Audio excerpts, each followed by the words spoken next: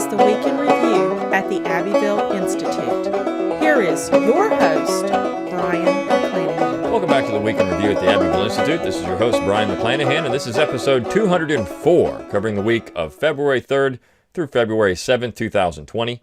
Glad to have you back in the program. Very glad to be here. Don't forget to follow us on Twitter at Abbeville Institute, like our Facebook page at Abbeville Institute, and of course, subscribe to our YouTube page at Abbeville Institute. You can find all those social media buttons at our webpage, abbevilleinstitute.org. While you're there, give us an email address and we'll give you a free ebook. You'll get our daily dose of Dixie Monday through Friday and our weekly email on Saturday or Sunday, which includes a link to this podcast. You can also download our free mobile app. Just go to your app store, whatever that is, search for Abbeville Institute, and it'll pull up the mobile application. Download that, and you've got the Institute on the go. So you've got our podcast, all of our lectures. It's a great way to keep up with the Institute while you are in your car, on vacation, wherever you like to go, or just if you like to use your mobile device on a regular basis. And again, it's all free of charge. That said, everything we do is supported by your generous contributions. So if you like our podcast, our website, our programs, all of those great things, please consider a tax-deductible donation to the Abbeville Institute to the full extent of the law. You do support everything we do that way, and of course, we appreciate any bit you can send our way. So just go to abbevilleinstitute.org, click on that support tab at the top of the page. You'll see a drop-down menu, one that says donor options. Click on that, and it'll take you out. You can donate monthly, annually, or one-time gift. You can also click on that shop tab under support, and it'll take you out to our online store. You can get your Abbeville Institute apparel. It's high-quality embroidered stuff, so if you want to advertise the Institute and you want to have a golf shirt or a fleece or a hat, there's a great way to do it. Just buy those items. And of course, that does also support the Institute as well. And don't forget to rate our podcast, rate this show on wherever you get your podcasts. Also, share our material on social media. That's a great way to help advertise the Institute and get more people involved in what we do. Okay, well, let's talk about the material for the week. We had, I think, a general theme for this week, and that is different Americas. And it's something we've talked about a lot on this podcast or in our articles, how we have two Americas. It's something that's often said across the news. If you watch the mainstream news, they'll say, well, there's two Americas. There's Trump America, and then there's the other America. Trump's America and the other America. Well, I think that's a simplistic way of looking at things. Oftentimes we tribalize based on politics, but it's actually deeper than that. There are multiple Americas, and there's certainly a South. And there's certainly places in America that are different. I mean, we know there's sections. I often ask my students this every semester, do you think there's a South? And I teach in an area where we have a large number of students that come in from other parts of the country, and they immediately recognize how different the place where they are is from where they came from. And so everyone recognizes that. The fact that there are multiple Americas and multiple cultures in America is something that we're supposed to embrace. We talk about a multicultural America. But at the end of the day, what we really want is for our culture to be ascendant and to govern what everybody else does. So this is why you have so much conflict in America. In my own podcast, The Brian McClanahan Show, I've talked about this. Why are Americans so angry? And they're angry because they want their vision of America to be the supreme vision of America, and everyone else needs to be like them. When in reality, what needs to happen is we need to accept those differences and move in our own political directions, right? I mean, this is something that essentially was the hallmark of that 4-year period where the South declared its independence, essentially. I mean, it was saying, all right, we're never going to get along. Let's part in peace rather than try to continually fight over this central authority. We're never going to have that work. We'll just go our own way, and you can have your government. You can have the United States. We'll have our government here, and we'll just be happy with that. Of course, Lincoln wouldn't let that happen. And so what we've gotten is a Lincolnian vision of America that's now dominant. It is one-size-fits-all, top-down nationalism. This is why when Trump is in office and you have his policies that some people don't like, they're going to get violently ill about it. And when I say ill, it's not just sick. They're going to do things that are violent in reprisal. Or when Obama was in office and people didn't like his one-size-fits-all policies, people were Not very happy about that either. But you see, what's missing in all that is if there wasn't this strong sense of Lincolnian nationalism, what would America look like? How would America be different? And so all the pieces this week touch on this subject in one way or another. So, for example, we kicked off the week with a piece by Boyd Cathy in Silent Sam and some of the ongoing efforts there. This is a big mess in North Carolina. Of course, when Silent Sam came down through a mob, I mean, this is what it was, a mob that brought down the statue, and the police refused to do anything about it. And then, of course, the University of North Carolina refused to put the statue back up on the campus. And so there's been wrangling back and forth. And finally, the University of North Carolina and the trustees came to a resolution with the Sons of Confederate Veterans and the United Daughters of the Confederacy to give them money to put the statue in a place that's not somewhere where there's a UNC campus, essentially in a museum, and they would pay for it. Well, the leftist lawyers in the state of North Carolina don't like this because they think this took a couple of $1 million from something that would have gone to scholarships, which isn't the case. But they were very upset about that. So they've now sued to try to block the $2 million from going to the SCV. And they, of course, have gotten some documents that they essentially have stolen that say, well, the SCV didn't really have any standing. I mean, there's a whole lot of legal wrangling behind the scenes. At the end of the day, though, what we're confronting now is the fact that you have a lot of people moving into North Carolina. You have a lot of students that go to UNC who aren't from North Carolina. They're from North Carolina now is defined as a purple state, meaning that it's you've got a lot more of, it's not a strong conservative state, it's a moderate state, and that's because you have so many people moving into North Carolina from other parts of the country, and wherever they go. This is the funny thing about transplants to southern states. They want to move to the South because they like it, because they think that the South is going to be this great place to live. And when they get there, they bring all their political baggage and their cultural baggage with them, and they end up turning it into wherever they came from. So you can't take this thing out of it. And I remember, and I've said this before on this podcast, one of our Abbeville scholars, Kerry Roberts, said, if you want to see what Puritan America looks like, just look around you. We're living in it. If you want to see what New England America looks like, we're living in it. We have political Puritans now, not religious Puritans, but political Puritans, and they are trying to exorcise any type of heretics from the political arena, right? So if you don't agree with them, you have to go. And generally those people are on the left. Not all the time, but generally they're on the left. And so this is what's happening in North Carolina. We see how this kind of stuff is also going on in Virginia. Now that the Democrats have taken control of the legislature in Virginia, and of course they control the governorship, they're passing all kinds of legislation. And I mentioned this in an earlier piece I wrote for the Institute after the Democrats won. I said, this is going to be it. This is a low-hanging fruit. Everyone was focusing on the Second Amendment issue, which is a big issue in North Carolina. In Virginia, absolutely, and how they're trying to pass further and further gun restrictions. But not just that, one of the things they were going to go after right away, I said, was Confederate monuments. It's the low-hanging fruit. It's something they can go get because they think now, there's no block. We can repeal this monument protection law in Virginia, and they're going to. We can now give counties the ability to take down statues. See, counties couldn't do that because counties are creations of the state and they can't violate state law. But if the state says, you know what, counties, we're going to give you autonomy to take down these statues, and this is exactly what they're doing, they're going to do it. So one of the things that's going to happen in the next couple of years, I guarantee it, and unless people in Virginia get very upset about this, and there's a rebellion at the polls, or they just refuse to do it, whatever the case may be, you're going to see statues, and I think some of the more prominent statues in Virginia come down, whether it's in Richmond, where you have a number of them. I think that you could see, for example, the Jefferson Davis Memorial in Richmond come down. It's one of the most beautiful Confederate monuments in the entire country, but it's going to come down.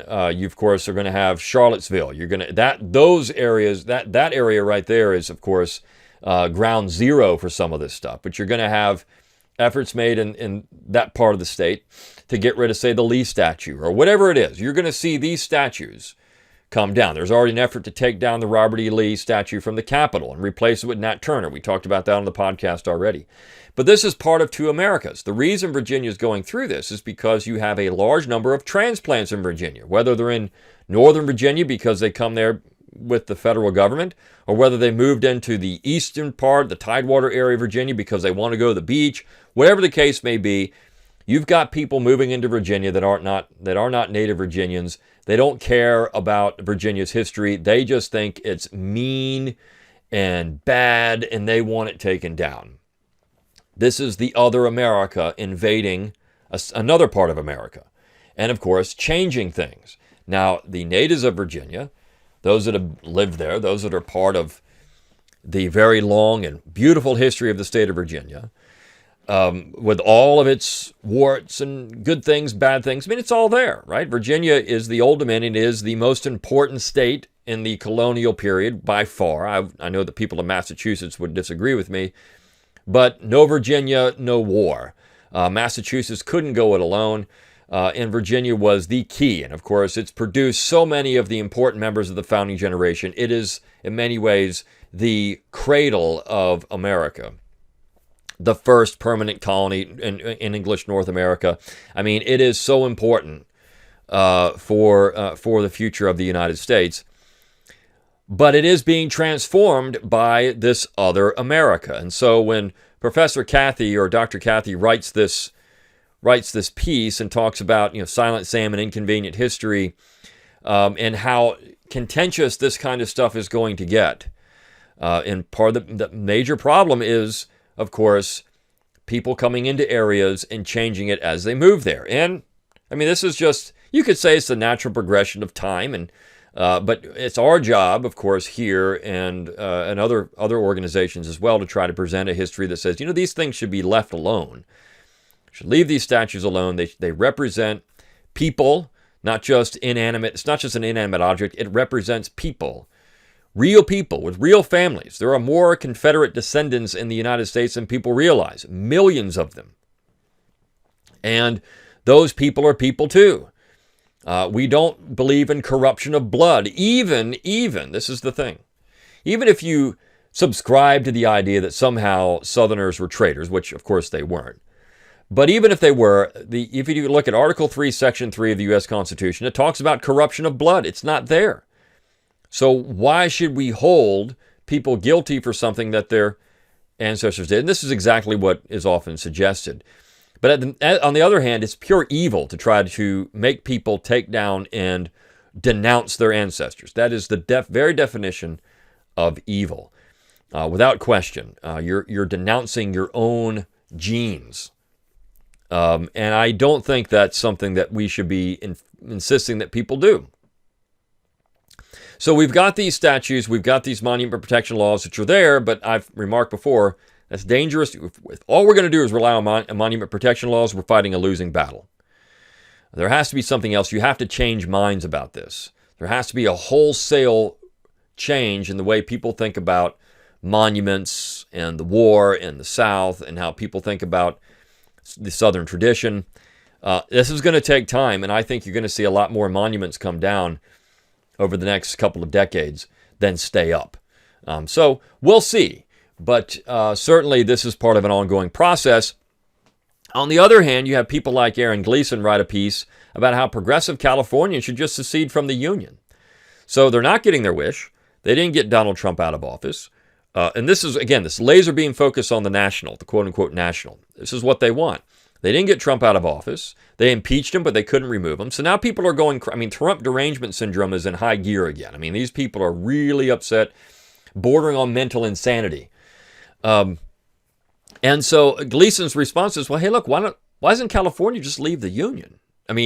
Why doesn't the state, why don't the leftists in the state really think about this and say, if you want your Green New Deal, if you want your socialist state, you could have it.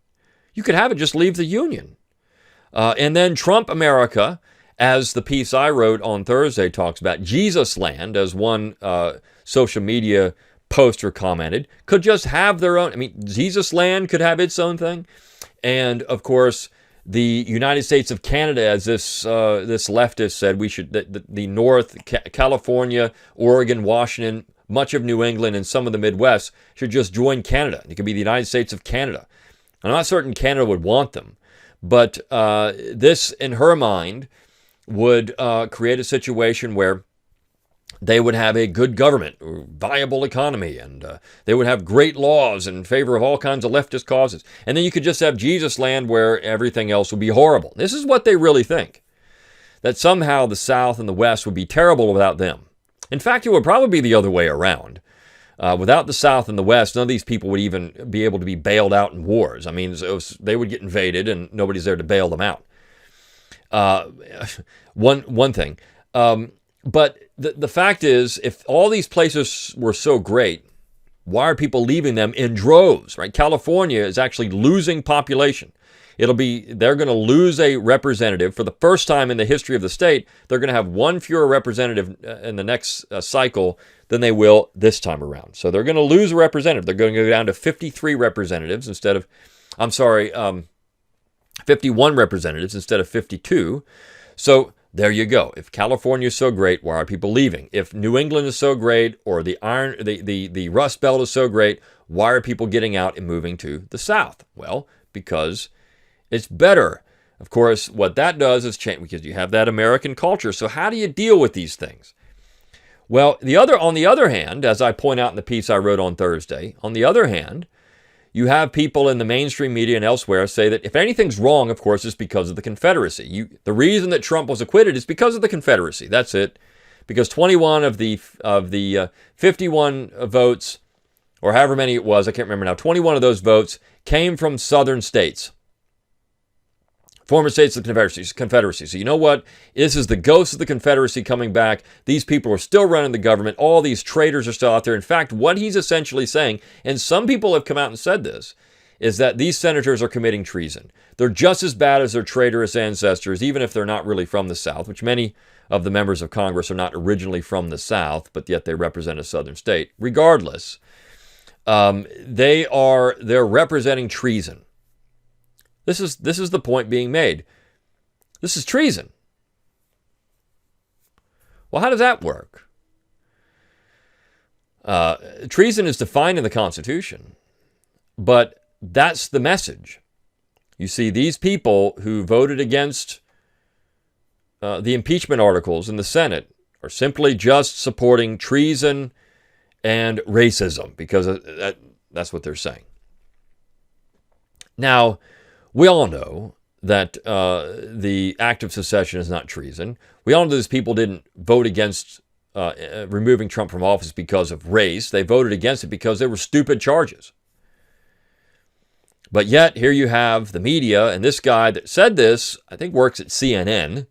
He's a fairly prominent member of the talking heads of CNN. He's not a nobody. But certainly he thinks that it's because of the Confederacy that all these people voted one way or another. And this is just, again, bordering on mental insanity. These people, don't talk about, their message is simply this, as I say in the piece: get over the war unless we don't want you to get over the war. Southerners, why are you so stuck on the war? Why do you want these statues to the war? What is it about? Why do you want statues to Lee and Davis and Jackson and the Confederate soldier? You just can't get over the war. On the other hand, the war is why, the Confederacy is why everything is bad in America. You think there's a reason why Southerners don't get over the war is because you talk about it all the time, right? It's a key part. It's the watershed event in American history, and it's really what changed everything. And it's okay. These talking heads tell the Southerners to get over the war unless we want to talk about the war, and it's bad. So which one is it? Do you want us to get over the war or not? Do you want us not to talk about the war? Then why do you talk about the war? It's pretty simple. It is a transformative event. It is the singular event that changed America from a federal republic to a singular republic, from a federal republic to a national government. Lincoln was the driving force in that. It's the way things happened. And so when we talk about two Americas, there's one section of America that wants the South to forget. The South wants to remember. But yet, by remembering, they're told they're just backwards and racist and all these other things. It just gets so silly at times. This is why American political theater has become the best show in town. Pull up your chair, get you a bag of popcorn, because this political theater is absurd. And it all goes back to Lincoln. You see, if Lincoln had allowed the states to secede in peace, we wouldn't have any of this. You actually would have had only 7 states out of the Union rather than 11. Those 4 other states that joined with the Deep South states after Lincoln called for troops to put down the rebellion had rejected secession. They still would have been part of the Union. But Lincoln is the transformative figure in America. And the piece on Friday is Clyde Wilson's latest installment of his Southerners Movie Guide. And of course, this particular piece is about Abraham Lincoln, the Steven Spielberg film Lincoln.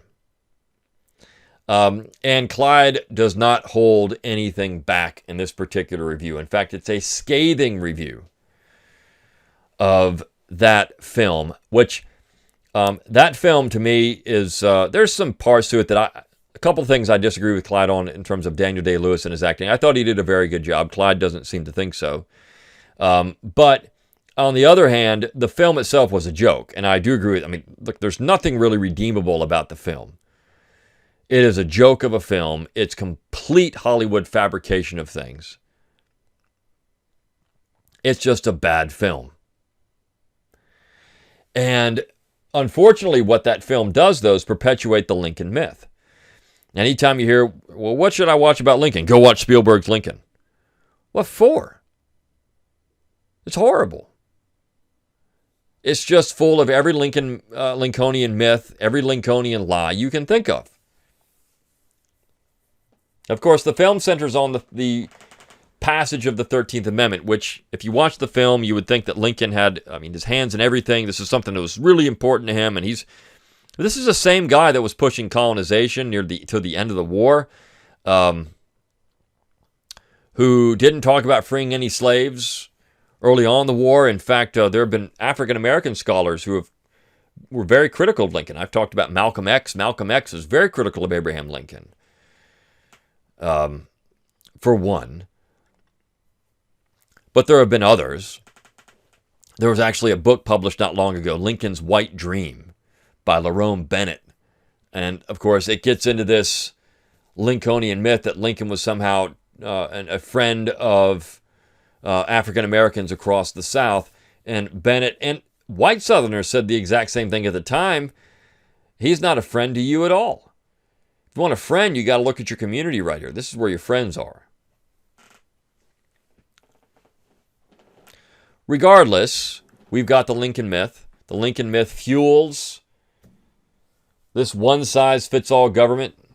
It fuels this activity that's trying to enforce some type of northern view on America. And so when you look at the Jason Morgan review on Tuesday, Two Visions of America, it's a review of the book Land of Hope, An Invitation to the Great American Story. And Morgan is highly laudatory of the author, Wilfred McClay. But he brings up the fact that you have all of this dissent, all these things that show that the South really needs to be listened to in America. The South is a key part of the American tradition. Not the only part, but a key part. New England has its own traditions. New England has its own customs and way of doing things. And the South is not really interested in controlling what New England does. The rub comes when New England tries to control what the South does. That's the rub. That's the problem.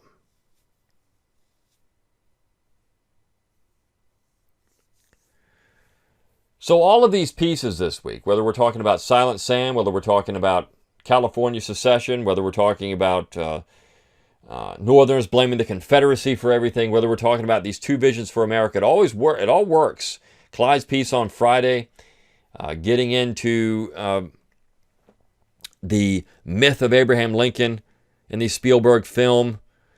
I mean, all of that matters. All of it matters for us as we're considering, as we're thinking about Lincoln, as we're thinking about American society and the future of American society, and of course, the future of the South, the Southern tradition.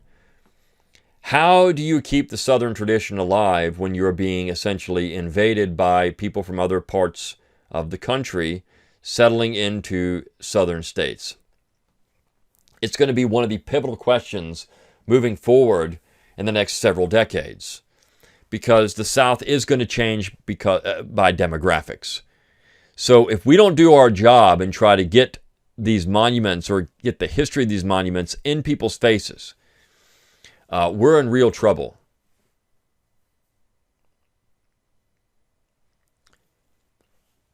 But the fact is, the Abbeville Institute exists for this very reason.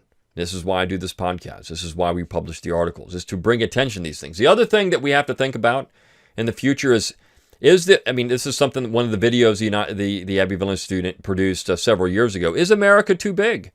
Can we have one-size-fits-all government in America? Can we have a situation where you have extreme centralization without ultimately political violence? Can you have those things? Or can you decentralize? Can you think about things in terms of, you can do what you do and I do what I do, and we're just going to let each other go our own way, and it's not going to be a contentious and nasty situation? Can we get to that point in America where we've accepted that independence, secession is possible, where nullification is something that is possible? Or are we just going to have this one-size-fits-all government that's going to make everyone angry, put everyone at each other's throats, and really cause problems? That is really the question of the 21st century. Decentralization, a key component of the Southern tradition, is now in vogue again. People are openly talking about it. The fact that we have A.C. Gleason, or Aaron Gleason, writing this piece on California, when he's a conservative, but he understands what California is. A bunch of leftists there be saying, you know what, that's fine. California needs to be independent anyways. He's a Californian. That would be to his own detriment, because if California's independent, he's not got a chance to have any government the way he would want it. But yet, because he believes in the spirit, the American principle of self-determination and core American values, he's in favor of California secession, as are many other people in California who are on the left, who are thinking, my gosh, in this age of Trump, we're never going to get anywhere. We're never going to make any headway. I mean, I tend to agree with them. I tend to agree with them and tend to think that they should leave the United States.